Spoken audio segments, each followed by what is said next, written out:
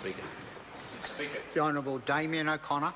Thank you very much, Mr. Speaker, and it is with great pleasure that I welcome the third reading of this bill back into the House, and it's about time, I have to say. It did start in 2004. My colleague, the Honourable Jim Sutton, actually was in charge of the original development of this concept, but it was right that the Honourable Jim Anderton actually found that $10 million that government was going to contribute to the implementation of the scheme then, and then it was rejected by federated farmers. And I have to say that was an outrageous abuse of a position, I have to say, by someone who ended up being an ACT candidate, that's Don Nicholson, who just campaigned against this for cheap political reasons, in my view. And while there were some issues around the frequency and some of the technology, the bottom line was that in 2004 we knew full well that we needed to have in place very quickly a proper system of traceability. We had been alerted to the inadequacies of our traceability and systems through the what we thought was a foot and mouth scare on Waiheke Island, and that gave us a hell of a fright, and we thought we'd better do something. But the reality is, that, and we pride ourselves as being a very smart first world producer of food. And the countries that have these systems in place include Brazil, Argentina, Uruguay, South Korea, Canada, and we are just catching up. So it's about time it was passed through the House, and as I say, we welcome that.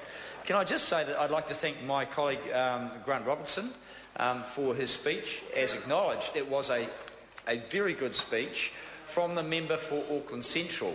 And I challenge, Wellington Central, but I challenge the National Party, I challenge them to put up their member from Auckland Central to see if she knows as much about it, because we hear lots of jibes and accusations from the National Party about the depth of knowledge of rural issues in the Labour Party. Well, that just goes to show that we do have widespread understanding of the dependence of both urban and rural New Zealand on one another.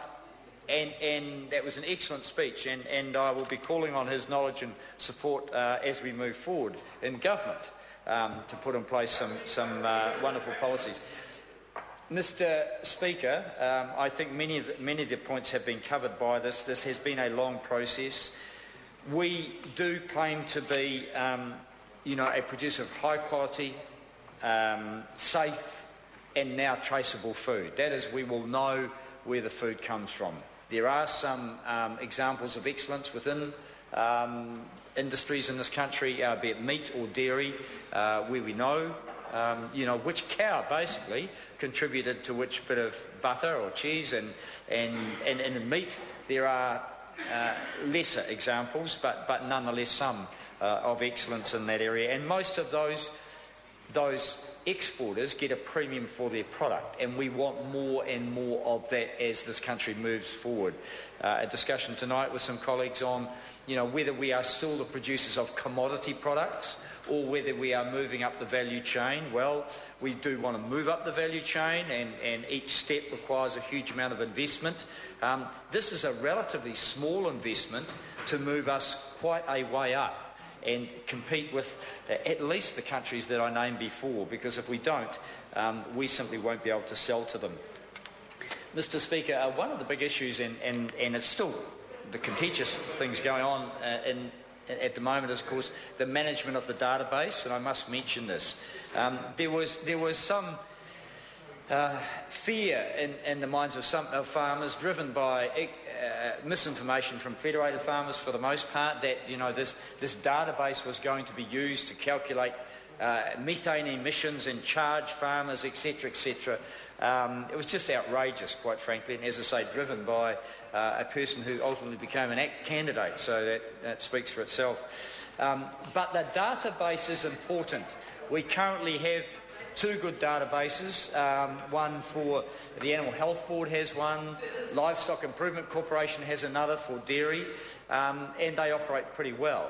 And the question was whether we should merge those databases or create a new one, and I think that there was concern by officials and by farmers, of course, that a new database would cost a whole lot of money and maybe it was unnecessary. In the end, that is what was decided, and as long as the people in NATE and developing this do a good job, hopefully we will end up with one good database that can be used by other sectors.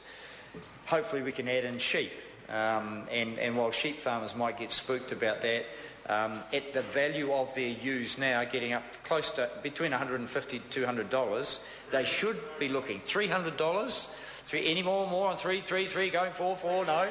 I'd suggest that in fact, good quality sheep, good quality livestock, cows, deer, they will be worth a lot of money. And if we put our protein in the higher value brackets around in the supermarkets around the world, then we will be wanting to know where they are, their genetics, who they're traded to, who they're sold to, and it will become part and parcel of normal livestock and farm management in this country.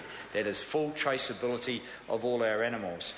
We might even end up with all the dogs being microchipped, but anyway, that's another debate, and my colleague in front of me, he'll chuckle on that one, but I'm sure we'll get to the point where every animal on a farm will have to be microchipped, and we'll have to know exactly where they are so we can prove that any disease or any possible infection can be signed off, and we can tell our customers what they're getting when they buy it, and they pay more for it.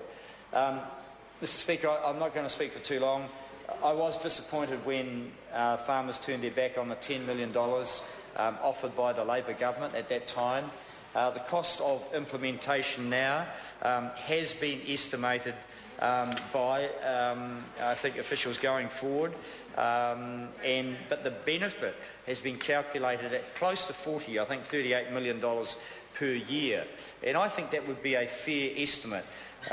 $15.7 million is the rough annual cost, or $6 million, annually, 15.7 to set up. The Labor Party in power offered $10 million. I'm not sure that's the amount that the current national government is going to give, but nonetheless it is committed to implementing it, and that's great. Before I sign off, the Select Committee had a look at the issue of high and low frequency. We wanted to ensure that we were future-proofing whatever system was put in place, that we weren't imposing an unnecessary cost or duplication of costs on either the farmers or the sale yards or the meat processors or anyone. The jury's still out, I have to say, so we've left the door open, and I think it will be a low-frequency system implemented first, moving to a high-frequency one, which we are told the tag can hold more data and can be read at a greater distance. And the things that Mr. Ardern was talking about knowing, how many animals are in your herd and where they're going and what part of your farm. In fact, many farmers now expect to know that. It's part of normal management systems. They are the most efficient farmers. They are at the forefront of technology, and this will enable all farmers to potentially reach that high level of management.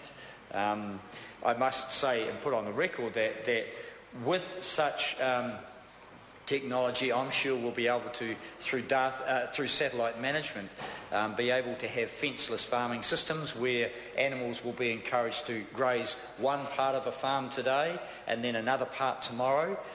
There will be proactive management and stimulation through satellites. All seems rather far-fetched, but I'd suggest that within 10 years we'll be looking at those kinds of systems. If we're not, then we'll be falling behind other countries. So, Mr. Speaker, in conclusion, Labor supports this legislation. We initiated it in 2004, we offered to pay for it in 2008, and we welcome its passage through the House. This is a big step forward for New Zealand agriculture, and it will give assurance to the customers who buy our food in the future, initially beef and venison, but moving hopefully forward and taking the others, that we know where the animals came from, we know what they ate, and that consumption will be absolutely safe. Call Kevin Haig. Thank you, Mr. Speaker. It's a pleasure to take a call in this final